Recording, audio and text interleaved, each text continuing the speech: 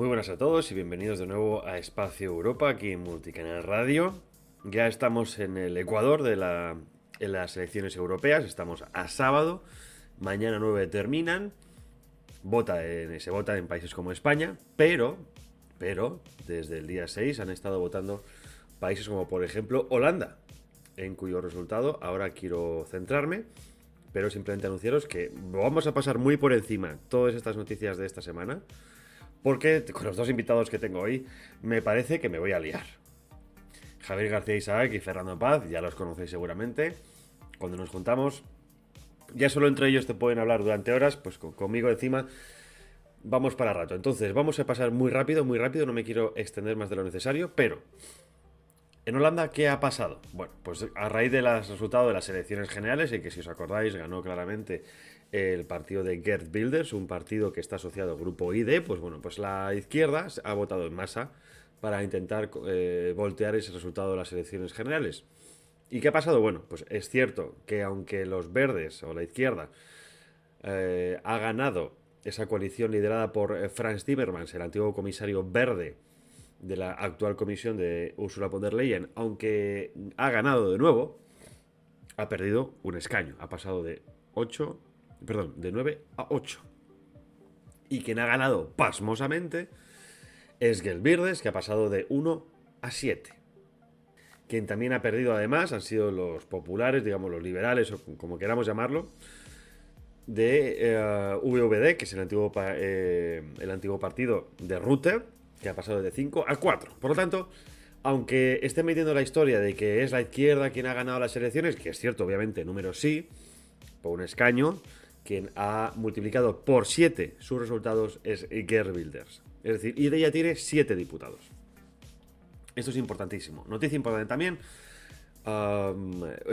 Meloni, la primera ministra de Italia, ha secundado, digamos, la creación de una especie de bloque alternativo de derechas para poder hacer contrapeso al Partido Popular. Eso quiere decir que de alguna manera acepta, entre comillas, la oferta de Marine Le Pen, del Frente Nacional, el antiguo Frente Nacional, ahora mismo Rassemblement Nacional en Francia. Así que quién sabe que podamos ver quizá a 3 mujeres cabezas importantes en estas elecciones. ¿Y esto por qué es importante? Porque resulta que la revista The Economist, qué curioso, de esta semana, dice que precisamente la Europa que viene puede estar gobernada por 3 mujeres importantes. En este caso además pone en portada a Ursula von der Leyen, a Meloni y a Le Pen. Así que, bueno, ya analizaremos esto más adelante. No me quiero liar, como he dicho. Vamos a dar paso a los invitados. Primero nos vamos a publicidad y comentamos con ellos las elecciones europeas y cómo ven ellos el panorama europeo. Hasta ahora.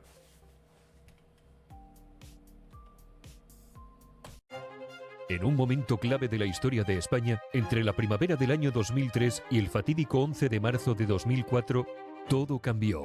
¿Quién podría haber hecho más para evitarlo? Descubre los secretos ocultos de este giro histórico en Quinta Estación Infierno. Una novela que te llevará al corazón de la intriga política y los misterios que marcaron una nación. Disponible ahora en Amazon, esta obra te invita a explorar los entresijos de un momento que cambió el destino de muchos. No te pierdas Quinta Estación Infierno. Disponible en formato digital y físico. Encuéntralo en Amazon hoy mismo. Una historia que desafía la realidad y te mantendrá al borde de tu asiento. Adquiere tu copia ahora. Quinta Estación Infierno. Disponible en Amazon. Si encuentras parecido con la realidad, déjate llevar por tu intuición. Quinta Estación Infierno. ¿Te imaginas una escapada a tan solo 80 kilómetros de Madrid, rodeado de viñedos y la serenidad de la naturaleza? Bienvenido a Hacienda Villarta en Escalona, Toledo. Descubre nuestro exclusivo alojamiento rural en www.fincavillarta.com, un refugio de encanto donde el descanso se mezcla con la tradición vitivinícola. En Hacienda Villarta no solo te alojas, sino que vives la experiencia del vino. Nuestras bodegas te esperan para catas inolvidables y recorridos entre viñedos. Despiértate con la frescura del campo, explora los senderos que rodean la finca y sumérgete en la cultura vinícola toledana. A media hora de Toledo y del parque temático Puy du Fou. Haz haz de tu escapada algo extraordinario en Hacienda Villarta. Reserva hoy en www.fincavillarta.com y descubre la magia a tan solo un paso de Madrid. Reserva este espacio para eventos familiares, reuniones de amigos, empresa, negocios. Visita www.fincavillarta.com o llame al número de teléfono 913441990. Llama ahora para reservar tu experiencia única en Hacienda Villarta. Recuerda, fincavillarta.com o 913441990.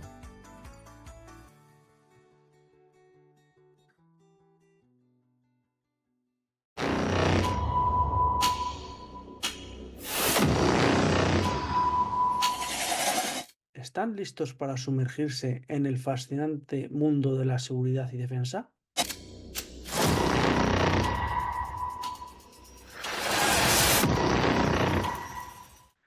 Llega a sus oídos Azul y Verde, el programa que analiza a fondo los asuntos de la Policía Nacional y Guardia Civil para mantenerlos informados y protegidos.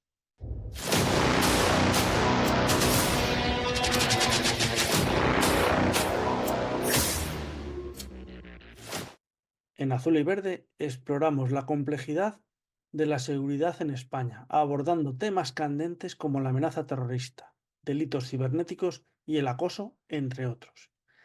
¿Quieren estar al tanto de las últimas novedades?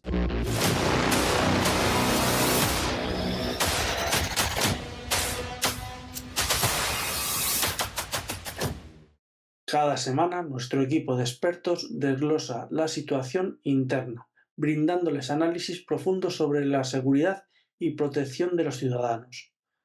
¿Cómo enfrentar los desafíos actuales? Azul y Verde tiene las respuestas.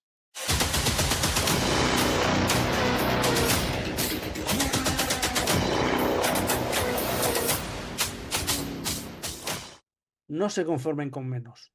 Azul y Verde en exclusiva por Multicanal Radio, porque la seguridad es nuestro compromiso.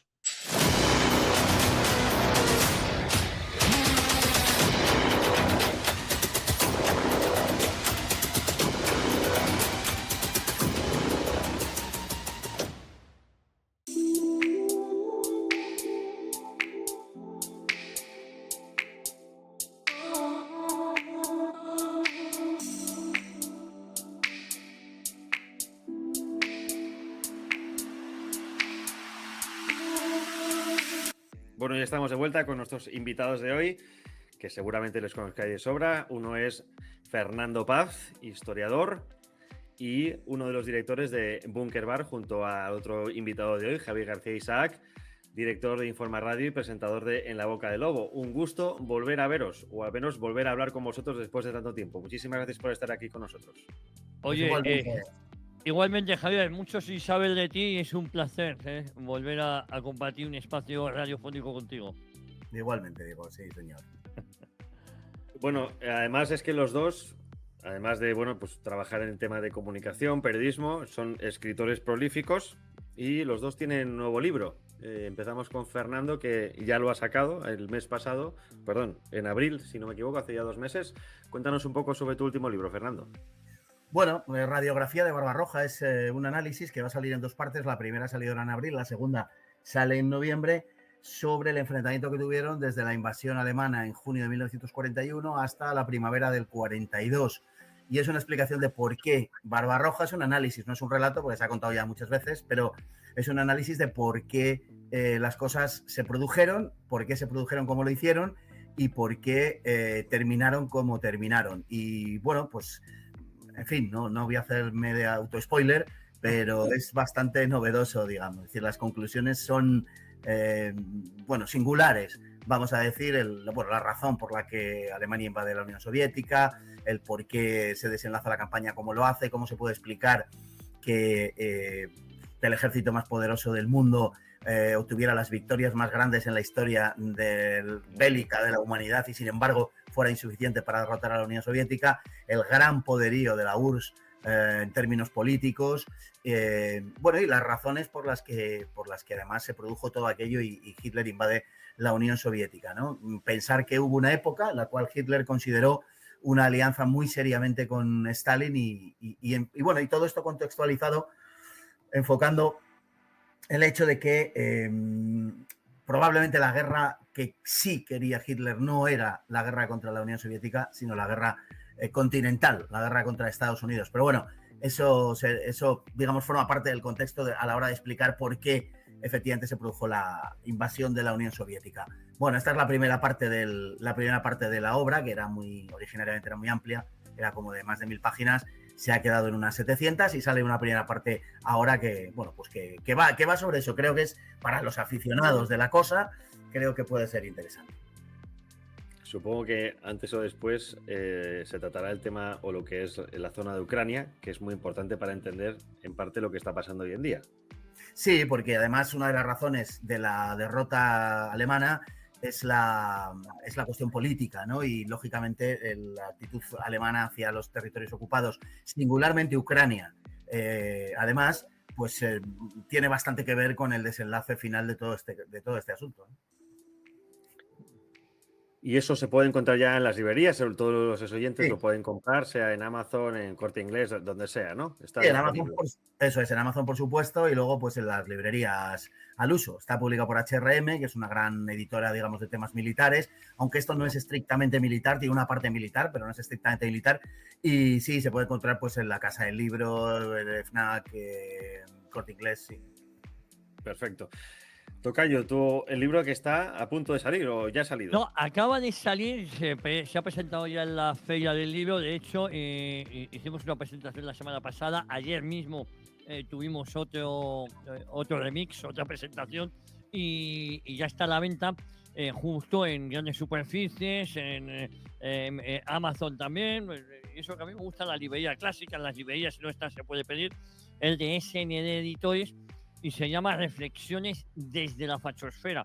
Y yo creo que el tema Sánchez nos ha dado mucho juego, ¿no? Pues, Sánchez ha hablado de la fachosfera y precisamente es un compendio de artículos, de editoriales mías, que seleccionó el editor. Yo le pasé unos 800 artículos y yo creo que hay unos 150 artículos. Por cierto, el epílogo es de Fernando Paz. El epílogo, Cierto. que por cierto se publicó sin yo ni siquiera haberlo leído. El epílogo se lo pasó directamente al editor y tuve ocasión de leerlo ayer, porque me encantó. Me compara con Gunther Netzer y cosas así, cosa que me ha hecho mucha ilusión. Y es un libro donde, si uno se da cuenta, a mí me hubiese gustado que pusieran las fechas de los artículos. Comento cosas, sucesos, hechos que luego pasan. No es que sea rapel, ni tampoco había que ser muy adivino, pero por ejemplo hay un artículo donde digo que toda esta gentuza, después de mantenernos encerrados y después de esta gestión calamitosa de una pandemia que todavía no ha sido suficientemente explicado, ni los motivos por los cuales nos encerraron, ni de cómo murieron tantos millones de personas a nivel global, ya que les gusta tanto hablar de globalismo en este caso, que no globalización, pues resulta que dije, estos acabarán dentro de unos meses repartiéndose medallas de lo bien que lo han hecho. Oye, no me he equivocado. 3 meses después estaban repartiendo medallas, que si para el SUMA, que si para el médico no sé qué, que si para el funcionario no sé cuánto, que si para este hospital. Es decir, algo vergonzoso y vergonzante. También, insisto, que no había que ser adivino, únicamente está en la actualidad política del día. Hablaba del final abrupto que iba a tener Pablo Casado, a pesar de que muchos decían que con la llegada de Pablo Casado a la política, Vox iba a desaparecer. Bueno, pues el que desapareció fue Pablo Casado. Y también comentaba, auguraba el final de Ciudadanos, como así ha sucedido, pero insisto, no había que ser un adivino, sino únicamente pues está en la actualidad del momento, ¿no? Y a mí es un libro que me gusta. Hay veces que me preguntan, oye, pero en verdad, ¿cuál es tu pensamiento político? Pues yo creo, sí, es un poco pretencioso, pero si uno quiere saber lo que pienso políticamente, leyendo este libro te das cuenta por dónde van los tiros, ¿no? Es decir, es un libro con un lenguaje muy directo que suele ser, está mal que lo diga yo, el que me caracteriza. En una breve frase, ¿cómo entonces calificarías a la fachosfera? Bueno, yo estoy muy orgulloso de la fachosfera en el sentido de que cada vez hay más esperanza. Yo comentaba el otro día de que hace 10 años estamos mejor ahora que hace 10 años, porque ahora hay contestación y hace 10 años estaría pasando esto sin contestación. Hay que recordar quién sentó a los golpistas en el banquillo, y eso tensiona a la sociedad. Antes la sociedad no estaba tensionada porque no había nadie en el Parlamento que les contestara. Era un rodillo. Sostengo que no hay nada más antidemocrático que los consensos generalizados. El consenso no es democracia, pues es lo que le gustaba a la izquierda y lo que le gustaba al PP. Entonces, ha habido moscas cojoneras y quizás soy las personas que opinan que hay bastante más, que estamos bastante mejor ahora que hace 7 o 8 años, porque ahora hay contestación. Imaginaos a Sánchez teniendo como única oposición al señor Feijóo. Imaginaos. Estaríamos hablando de lo de siempre, pero no había ningún detalle profundo. La sociedad, o parte de la sociedad, gracias a esos debates parlamentarios, hay personas en la calle que ya se han posicionado y de la otra manera no estarían posicionados. Imaginaros que en tiempo de pandemia solo hubiese existido el Partido Popular como alternativa parlamentaria, porque insisto, porque siempre ha habido cierta contestación en la calle, y estoy seguro que los tres que estamos aquí hemos estado siempre en la calle o cada uno en su ámbito protestando, donde sea, pero eso era poco. En cambio ahora el altavoz del Parlamento, o tener de vez en cuando voces con las que yo coincido en muchas cosas, con otras, como puede ser alguna gestión en política internacional, mantengo serias diferencias, pero insisto, esos debates que se han abierto estarían cerrados. Imaginaos por un momento la pandemia, imaginaos por un momento la ley trans, imaginaos por un momento esta vuelta de tuerca que ha sido la ley de memoria histórica y democrática, sin nadie que contestara, sin ningún tipo de debate, la profanación en el Valle de los Caídos. Ahora por lo menos estas cosas, claro, la izquierda dice, hay tensión, no, lo que hay es contestación que no habéis tenido durante 40 años. Entonces, por eso digo que hay más esperanza, a pesar de que, como esta mañana ha dicho Fernando en la boca del lobo, estamos ante una cosa que no es ni siquiera ni Zapatero, estamos ante otra cosa mucho peor de lo que hemos vivido hasta la fecha, pero por lo menos hay contestación que antes no había, ¿no? Y eso en la fachoesfera, en ese libro, vengo bueno, pues una serie de artículos, algunos más antiguos, otros más modernos, pero a la pregunta de cómo está la fachoesfera, insisto, en la fachoesfera, entiéndase aquello que no piensa como Sánchez, está perseguida, se nos intenta asfixiar económicamente, se nos intenta estigmatizar a determinados medios de comunicación, a determinadas ideologías políticas. Se justifica que en Alemania, por ejemplo, se acuchille a rivales políticos porque se les ha puesto el estigma de que son islamófobos, y como son islamófobos, pues merecen ser asesinados, y se pone más el acento en la víctima, criminalizando a la víctima, que no en el asesino o el origen de estos criminales, ¿no? Entonces, sí, pero ¿sabes lo que pasa? Que en la fachosfera no todos los enemigos están fuera.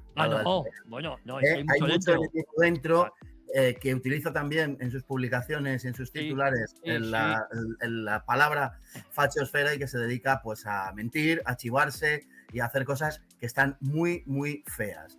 Y cuando uno tiene el enemigo dentro, ese enemigo que, bueno, pues preñado de narcisismo, al que lo único que le importa, ¿verdad?, es que su nombre todavía por hacer refulja y todas estas cosas, pues en fin, cuando uno anda así, mal.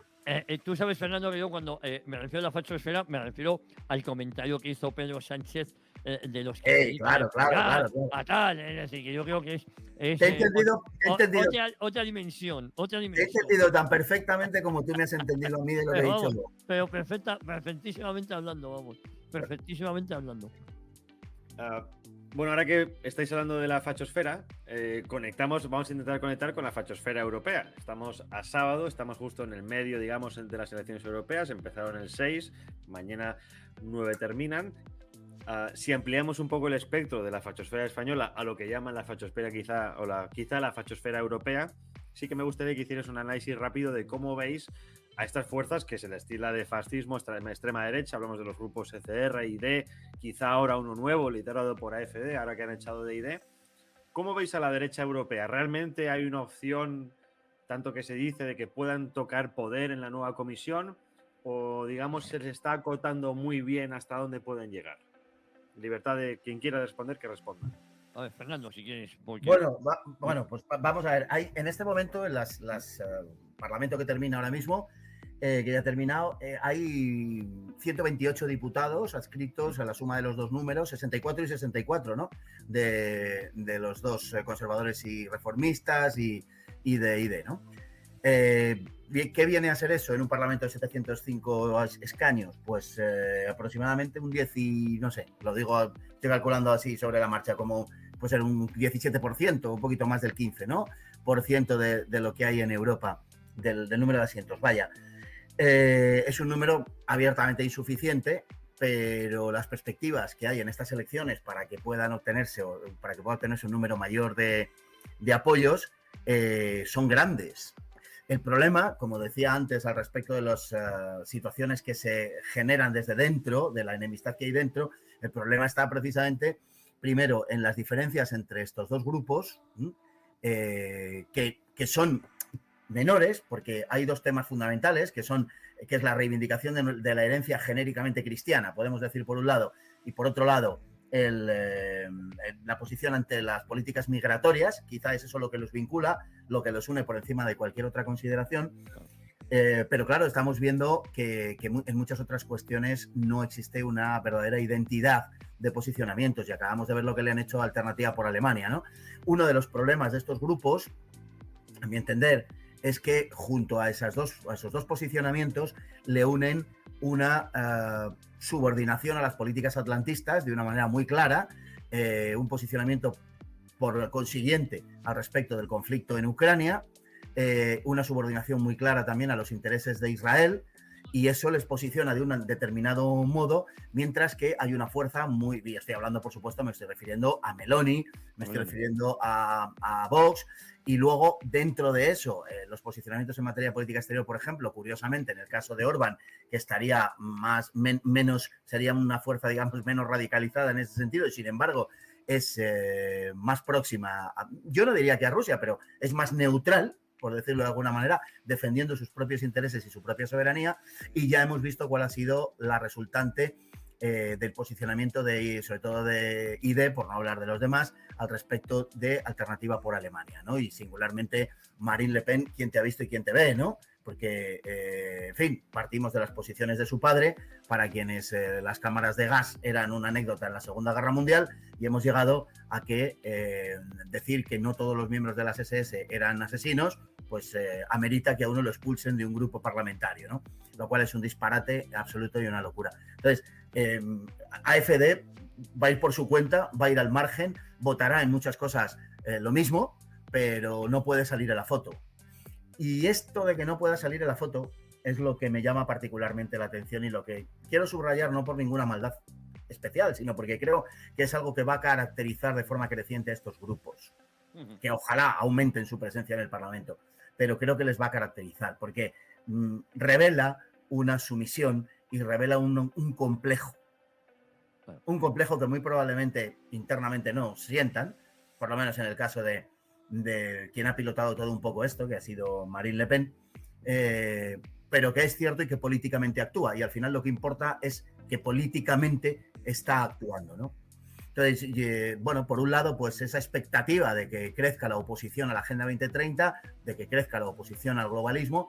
Por otro lado, es una oposición que hay que reputar de relativa, por eso que yo digo, porque una oposición que está contra el globalismo, pero que por otro lado apoya al brazo armado del globalismo, como son el atlantismo, como es la OTAN, pues no termina de ser una política antiglobalista efectiva, ¿no? Que el hecho de que aumenten y que crezcan es bueno, sin duda, porque aunque sea, se puedan, en el caso de que pueda ser, de que puedan entrar en las comisiones, ¿no?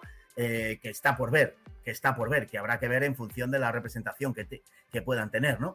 Pero bueno, que puedan detener esas políticas contra el campo europeo, que puedan cuestionar los acuerdos preferenciales con algunos países como Marruecos, bueno, es posible que puedan hacerlo. Yo lo deseo vivamente, no quiero dar la impresión que no es, lo deseo vivamente. Pero por otro lado me da la impresión de que el camino por el que van no es el más deseable. Bueno, yo si me permites, coincido con Fernando en parte de su análisis. Y yo, si acaso, por por puntualizar, es verdad que poner de acuerdo al globalismo es mucho más fácil que poner de acuerdo a los patriotas, entre otras cosas porque los intereses, al ser patriotas, los intereses de cada nación, esto ha pasado a lo largo de la historia, es mucho más complejo poner de acuerdo, tanto a nosotros la guerra de Ucrania o Rusia nos pilla lejísimos y efectivamente a Orbán, a Hungría, le pilla mucho más cerca, con lo cual hace malabarismos y además, y en eso yo coincido más con las políticas de Orbán. Este es un tema más complejo. Otra cosa son las políticas que nos afectan más directamente. Y efectivamente ADF no puede salir en la foto porque, claro, una derecha populista, para que nos entendamos, yo creo que eso de derechas e izquierdas, ahí Fernando y yo coincidimos, está ya superado y gracias a Dios está superado y se va superando cada vez más. El tema es que Alemania, corregirme si me equivoco, es el país que más eurodiputados da a la Cámara.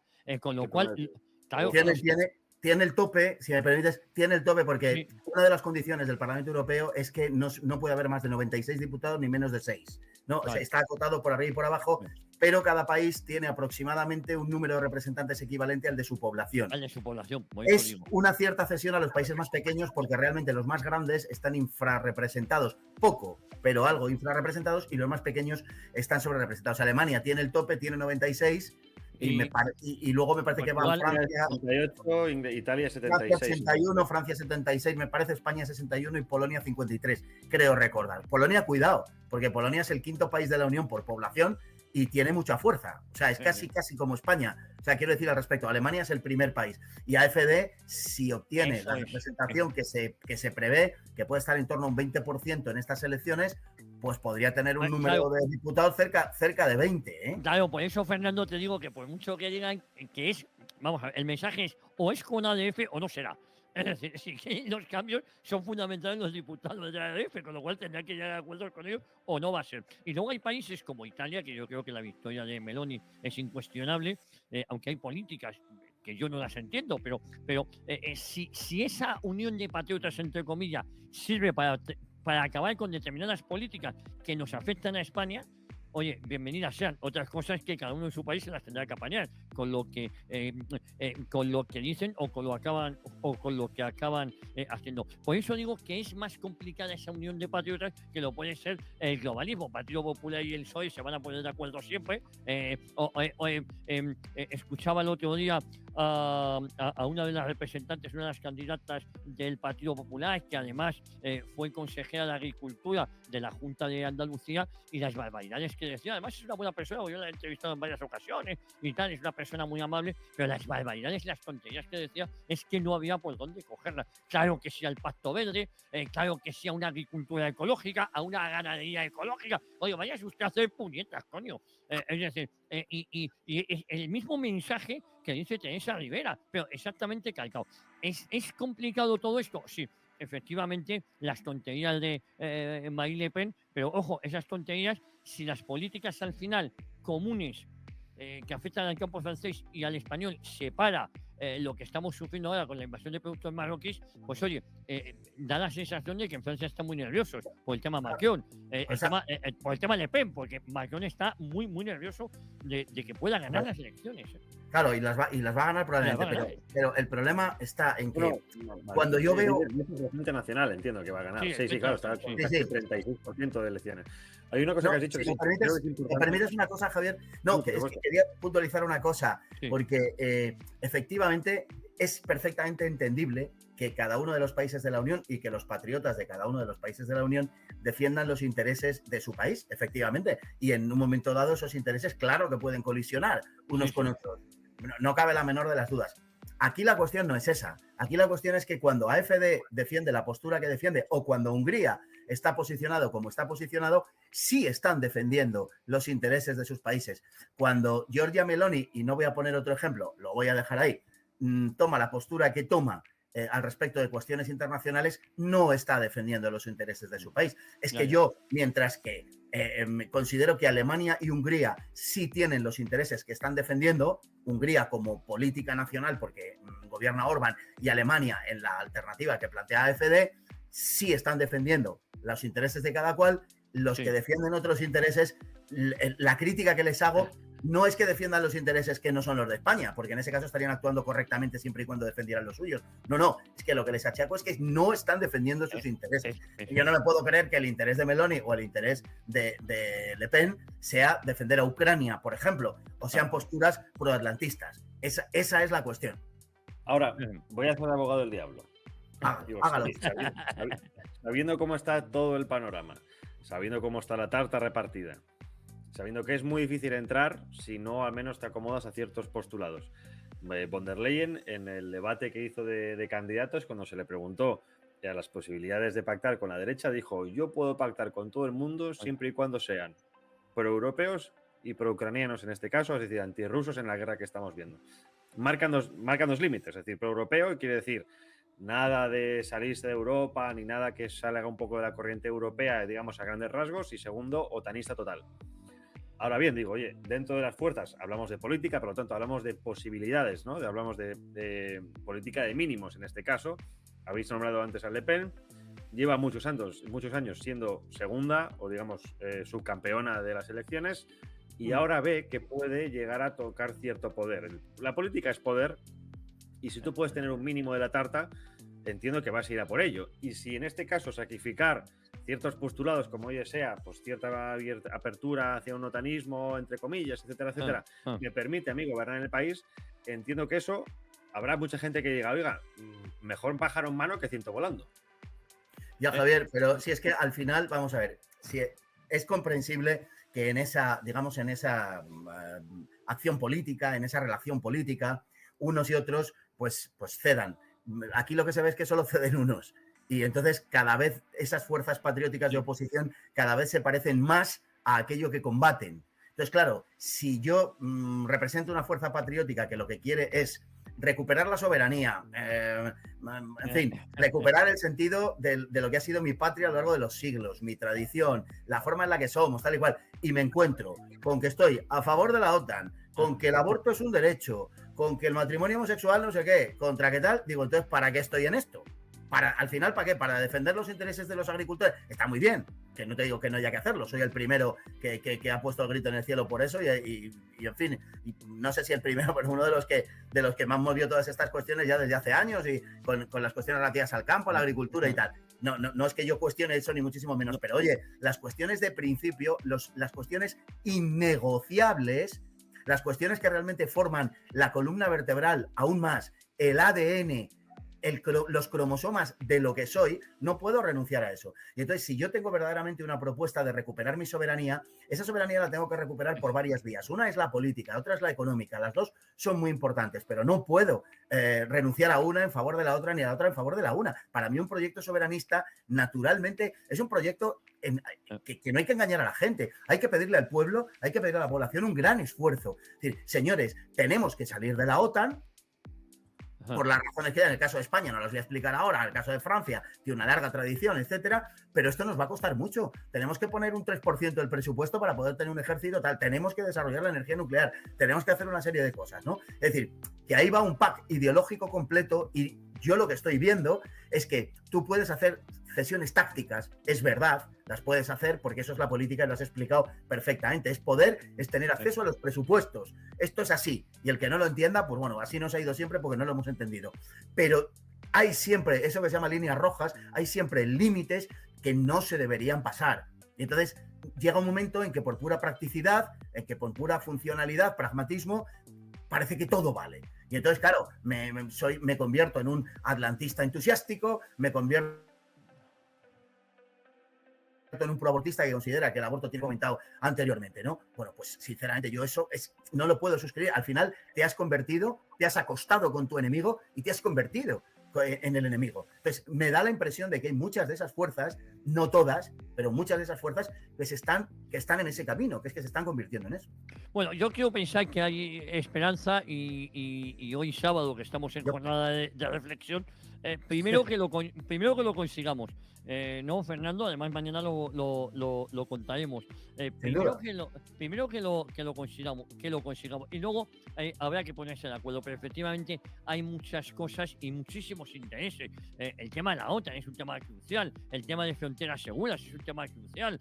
En von der Leyen no le deben estar saliendo bien los números, porque otras declaraciones que hizo el pasado jueves, no me equivoco, es que también estaría dispuesta a negociar con la izquierda. Es que lo mismo que dijo de negociar con la derecha, hablando de Meloni, ha dicho que también está dispuesta a negociar con la izquierda. Claro. Con lo cual, ojo, que está pacta con el diablo. Ella es el diablo, metafóricamente hablando. Entonces, mucho cuidado. Lo primero que ven los números, y a partir de ahí, estas elecciones van a servir para que muchos se retraten, porque ahora, como los números no daban, no pasaba nada. Eran todos cantos y brindis al sol. Luego habrá que mojarse de verdad, ¿no? Pero Ojo. si es que, Sí. Javier, ¿sabes? Si von der Leyen tiene un plan muy claro, que se llama Agenda 2030, y ya está, y las políticas de la Unión Europea, etcétera. Si dice que puede gobernar o que puede, en fin, desarrollar su labor en el Parlamento Europeo a partir del apoyo, por ejemplo, de este tipo de grupos, de los conservadores, reformistas y de ID, si ofrece eso como lo ha hecho a Meloni, hombre, pues a mí me hace sospechar. Quiero decir, es lo mismo que cuando el PSOE gobierna con los que quieren romper España. Es decir, pues oiga, vamos a ver, ¿será que su proyecto no es muy patriótico? Entonces, si mi posicionamiento político es antiglobalista, es anti-Agenda 2030, es anti-Bruselas, y Bruselas, la Agenda 2030 y el globalismo me dice que me quiere ahí, pues tú me contarás, si me quiere va a ser como una muletilla para favorecer sus planes. Claro, Es que sí, dándote la razón, lo que quiero decir es que, pero que como antes los números no daban, éramos insignificantes y ahora se van a tener que mojar. El mojarse es peligroso. Os recuerdo que en España, sin ir más lejos, cuando el Ciudadanos se mojó, Ciudadanos acabó desapareciendo. Entonces, te quiero decir que a partir del próximo lunes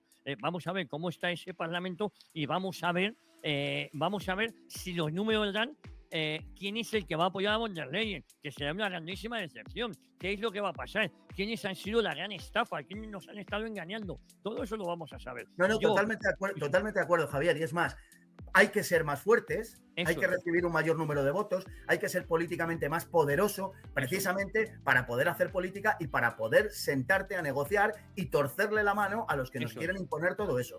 Evidentemente sí. Y desde el poder lo que se está haciendo es lanzar esa tinta de calamar para desacreditar a aquellos que se oponen a la agenda, que se oponen a las políticas de Bruselas. Pero lo que yo echo de menos es dejar esto más claro. Es decir, que esto por parte de aquellos a quienes votamos y de quienes esperamos que realmente supongan un auténtico valladar contra estas políticas, de verdad lo pongan en negro sobre blanco.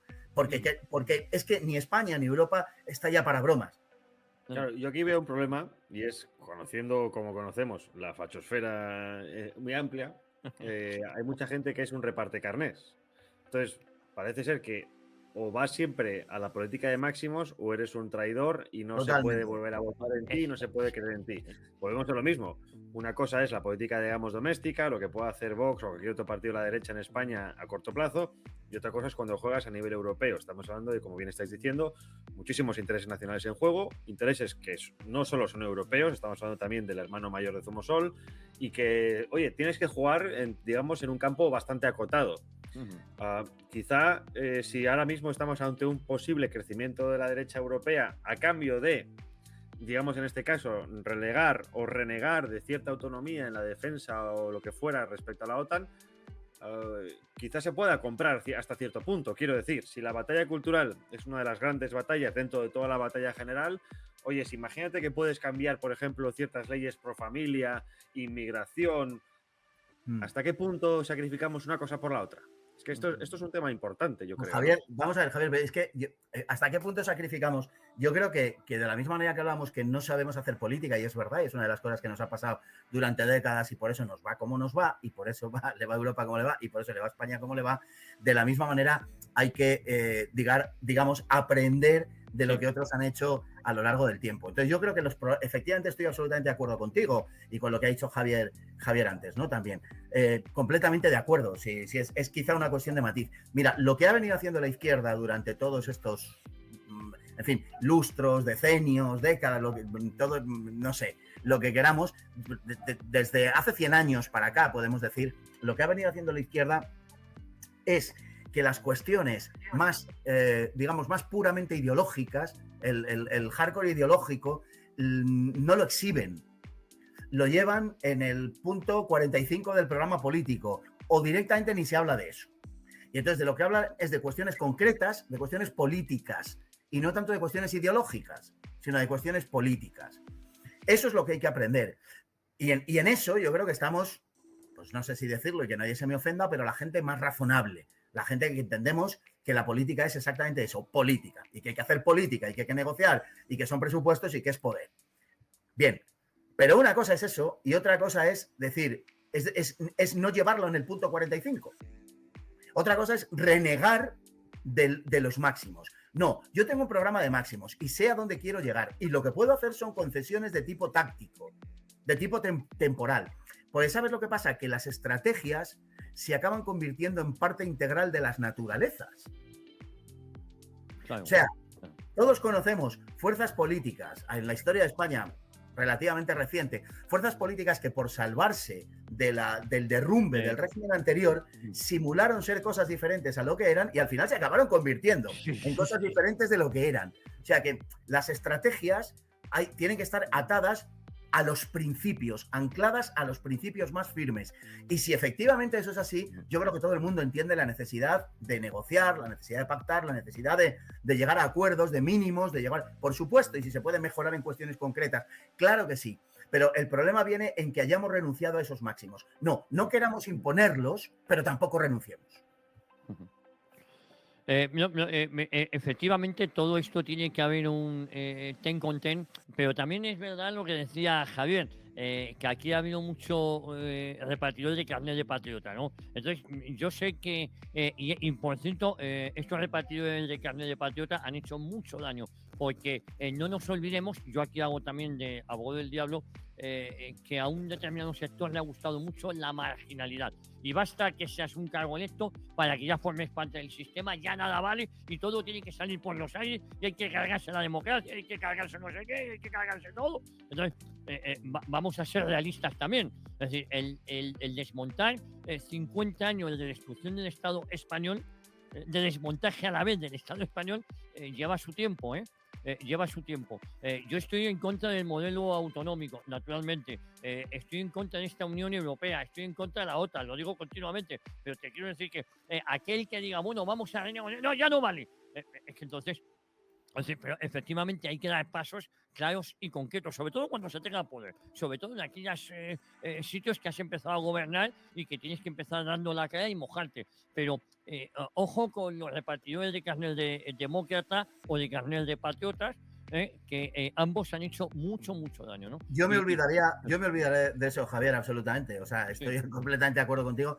Yo me olvidaría completamente de eso. Creo que hay gente cuya única patria es la marginalidad. Es decir, en cuanto alguien se asoma a un micrófono, no te digo ya que sea un cargo electo, en cuanto alguien se asoma a un micrófono, a una televisión, en fin, a lo que sea, ya se ha vendido, ya no sé el que era, ya había visto ver lo que decía antes, todas estas cosas, bueno, que son fruto de la impotencia y sobre todo de que hay gente, como digo, de verdad, que es que su pasión, casi su delirio, su patriotismo no es España, su patriotismo es la marginalidad y les da miedo salir de ahí, les da verdadero miedo, es que quieren seguir ahí, es que no, porque tienen verdadero pánico a confrontar, tienen verdadero pánico a enfrentarse a otros discursos, son discursos cerrados que tienen valor en sí mismos, pero que no resisten el examen y no digamos nada del debate con lo que hay fuera, no resisten el contraste con la realidad. Entonces, como son muy pocos y son sectores además, pues francamente, ¿qué queréis que os diga? Pues muy irrelevantes absolutamente y además antipáticos y políticamente, bueno, pues inservibles, yo no le dedicaría un tiempo a ese tipo de personajes, ¿no? Ahora bien, por ir terminando, está claro que también que pase lo que pase con esa derecha, digamos, derecha nueva o derecha dura o extrema derecha para algunos. Hablábamos de CR y D, un posible nuevo grupo AFD con otros posibles nuevos, los que llegan al Parlamento, incomers nuevos, como se dice en inglés, que un mínimo de 6 representantes de 6 países diferentes, un mínimo de 6 países diferentes. Es complicado que haya un nuevo grupo, pero puede haber. 7, ¿no, Javier? Está claro que... ¿Perdón? Perdón, me parece que son 7, porque es la cuarta parte de los... Creo que era mínimo de 6 países. Me parece que es la cuarta... Es la cuarta parte de los países representados. Ah, bueno, cuarta parte, claro, como no son 28, 7 por 4, 28, serían 6. Serían 6. Están condenados a entenderse con el Partido Popular Europeo. porque aquí el que va a partir la pana en esta nueva comisión, igual que la partida ahora, es el Partido Popular Europeo, bien sea von der Leyen o sea quien sea. El Partido Popular Europeo va a seguir siendo la bisagra, iba a decir Viagra, que también es Viagra para otras cosas, pero Sí, sí, pues, eso te iba a decir. la Viagra me refiero política, ¿no? Ya que hemos dicho Viagra, digamos Viagra política, mucha gente necesita arrimarse y es lo que ha hecho Meloni. Oye, me quiero arrimar al poder, quiero tener un puesto en la comisión, meter mi comisario italiano, controlarlo de alguna manera. El Fratelli d'Italia tendría más poder que nunca y seguramente en la derecha, viendo quién es Meloni. Pero ahí volvemos a lo mismo, te vas arrimando al árbol que más cobija, ¿no? Y en este caso es el Partido Popular, lo mismo que pasa en España y está condenando a Vox también de alguna manera a tener que, no sé llamarlo centralizarse, pero tener que dejar ciertas posturas de lado.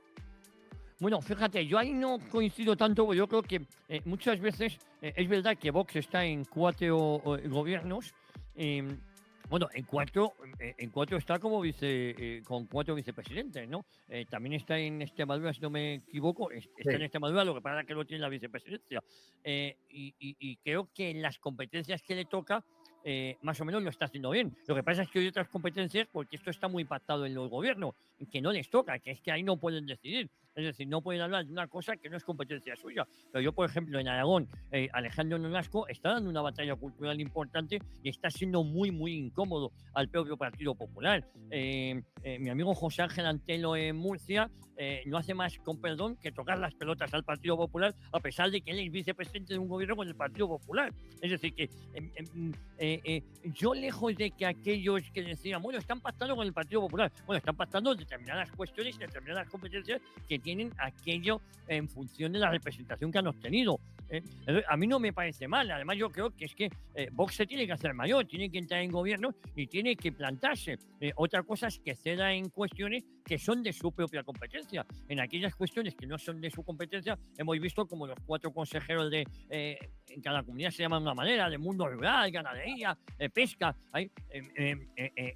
se han reunido y han sido muy tajantes y están haciendo políticas muy contrarias a las que aplica el Partido Popular cuando el consejero de Ganadería e Industria es del Partido Popular, ¿no? Y yo creo que eso es importante. Efectivamente, de cara afuera, es que han aceptado que salga un cartel trans. Ya, es que el cartel trans que ha podido salir en las fiestas no depende de la consejería de un tío de Vox, depende de uno del Partido Popular. ¿Entendéis? Entonces, bueno, yo sé que lo entendéis, pero que muchas veces de cara afuera, ¿cómo ha podido permitir Vox que haya pasado no sé qué? Pues lo ha permitido, no, es que no es de su negociado. En su negociado eso no lo está permitiendo. Quizás lo tendrían que vender bastante mejor. Oye, no, son nuestras competencias no vamos a pasar ni una.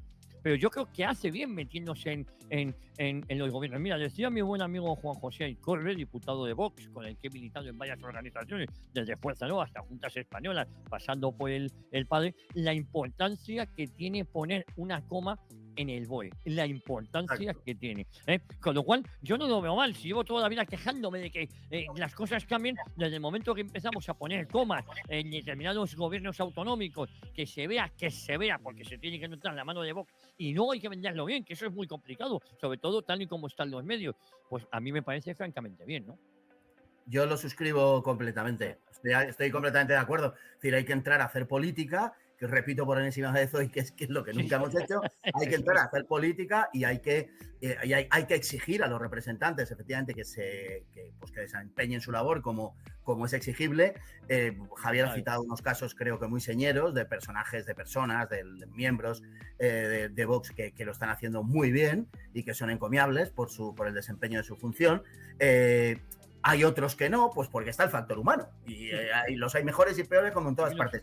Pero efectivamente que desarrollan una labor que hay que aplaudir. O sea, desde nuestros posicionamientos en muchas materias, en materia agrícola, en materia de memoria histórica, ¿no? y en otras, ¿no? En materia de familia, pues oye, están haciendo una buena labor. Hay que participar de los gobiernos, hay que tener acceso a los presupuestos, hay que tener capacidad de decisión. Eso es política. Y otras cosas son, pues otras cosas, que terminan casi siempre en nada, ¿no? Entonces, la política es eso. Yo estoy en eso absolutamente de acuerdo y por tanto también entiendo elevar eso al nivel europeo y también entiendo que hay que sentarse y que hay que negociar. El problema, como decía, no está tanto en eso, que eso es perfectamente comprensible y forma parte también de la naturaleza del hecho político en sí, sino de que eso nos está llevando o que algunas de las fuerzas patrióticas no se corresponden con el verdadero interés de sus países. Esa es la cuestión. Y entonces yo creo que en algunos de esos países nacerán otras fuerzas con el paso del tiempo y quizá no demasiado, otras fuerzas políticas que den la respuesta que las fuerzas patrióticas actualmente no están dando.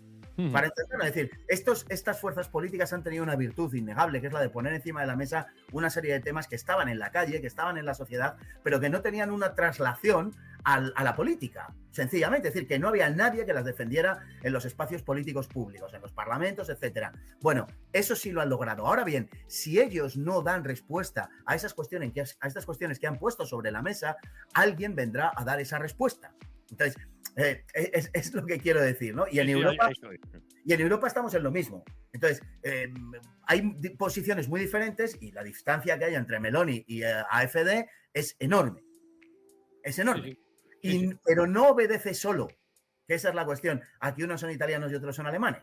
No obedece solo a eso. En mi opinión, AfD sí obedece a los intereses verdaderamente alemanes y de Meloni tengo muchas dudas. Si Meloni realmente estuviera defendiendo los intereses italianos, lo que yo creo que son los intereses italianos, pues no tendría esas dudas de Meloni. Yo creo que se parte de unos presupuestos que yo no comparto. Yo creo que la lucha contra el globalismo es otra cosa. La lucha contra el globalismo exige de una concepción holística, de una comprensión general de lo que está pasando. Claro, si tú te manifiestas contrario a la Agenda 2030, contrario al globalismo, pero apoyas a Zelensky, pues me da la impresión de que tu discurso solo se sostiene por el hecho de que no hay ninguna fuerza que sea capaz de sacarte los colores. Porque por lo demás, el discurso se te viene abajo. Terminamos ya. Ahora, antes de marcharnos, quiero una rápida respuesta. Vuestra apuesta es: ¿el EPP von der Leyen mira a la izquierda otra vez o se va hacia la derecha? Pues fíjate, yo creo que se va a ir a la derecha porque la fuerza ahorcan. Lo que pasa es que yo creo que como parte, por ejemplo, yo el otro día tuve a Buxal en el programa y él fue tajante. Los votos de Vox no van a hacer presentar a von der Leyen. Bueno, pues yo ahí me quedo tranquilo. Sería una enganifa, sería una grandísima decepción que fuerzas como Vox, que Vox lo ha dejado claro, apoyaran a von der Leyen. Sería una grandísima decepción. Prefiero que salga otra cosa distinta, de verdad te lo digo, o incluso forzar a que sea otro el candidato, así de claro. No sé si eso es posible ahora, pero lo tengo clarísimo. Von der Leyen no puede ser presidenta de la comisión, no puede ser, punto. Entonces, mientras sea que presente el Partido Popular otro, el Partido Popular Europeo otro perfil a lo mejor más, pero no esta tipeja que es el brazo ejecutor no solo de la OTAN, sino también de los intereses de Pedro Sánchez en Marruecos. ¿Para qué nos vamos a engañar? Es decir, no, es enemiga declarada de España. Esto le pasaba, por ejemplo, a Giscard d'Estaing, ¿os acordáis? Estos tipos de personajes que pululaban por Europa. Bueno, pues en von der Leyen creo que ha cogido lo peor de cada casa, y entre ellos esa amistad que tiene con Pedro Sánchez. No podría ser, no. Pero es verdad que creo que el Partido Popular Europeo, por el momento, está temeroso y quiere un acercamiento. Lo que pasa es que es verdad, no es menos cierto que dentro de estos grupos patriotas de los que hemos hablado hoy, hay muchas diferencias. Luego habría que ver. Por eso digo que es fundamental cuáles son los números en cada país y cuál es la fuerza. Yo creo que tiene el apoyo. El Partido Popular Europeo y el Grupo Socialista son lo mismo. Son lo mismo. De hecho, aquí en España el Partido Popular presume de que votan el 90% de las ocasiones, como ya se ha ocupado González Pons de recordarnos reiteradas veces, vota lo mismo que el PSOE, votan igual. Entonces yo creo que no va a haber mucho problema. Sí que puede, en función de los resultados de mañana, domingo, sí que podemos ver un escenario diferente, porque puede, ten en cuenta que son muy malos. O sea, tened en cuenta lo que nos estamos enfrentando, que casi hay que interpretarlo en clave preternatural. Vamos a ver una cosa, si los números dan, va a haber una tentación, y la hemos reflejado nosotros hoy aquí, en nuestra conversación.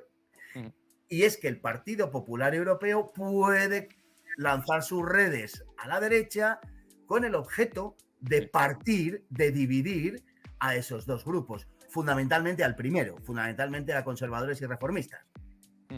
Y puede tener esa tentación, que es un poco la jugada también que ha hecho Orbán con respecto al Partido Popular Europeo estos años pasados, pero devolvérsela de alguna manera y,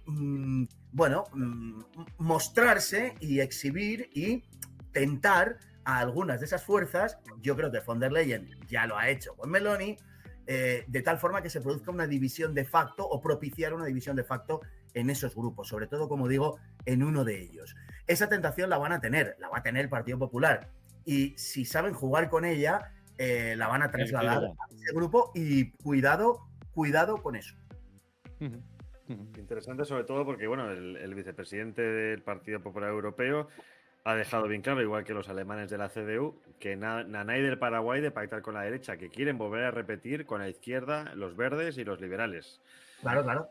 En fin, lo que se nos viene encima, o lo que se nos puede venir encima mañana, de resultados definitivos el lunes a las 11, pero bueno, a las 11 de la noche, mañana domingo, que además también sé que vosotros tenéis programa, ya también más o menos sabremos qué está pasando en Europa.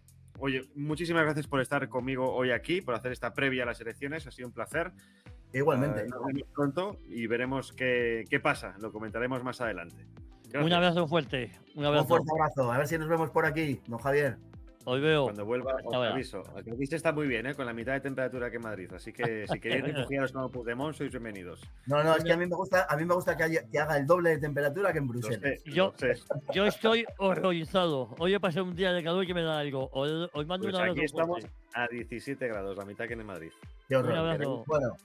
Un abrazo fuerte. Muchísimas gracias. Hasta pronto. Hasta luego. A nosotros no nos compra nadie, por eso te necesitamos. Accede a patreon.com/multicanalradio. Cualquier aportación nos vale. Ayúdate a acabar con la dictadura sanchista.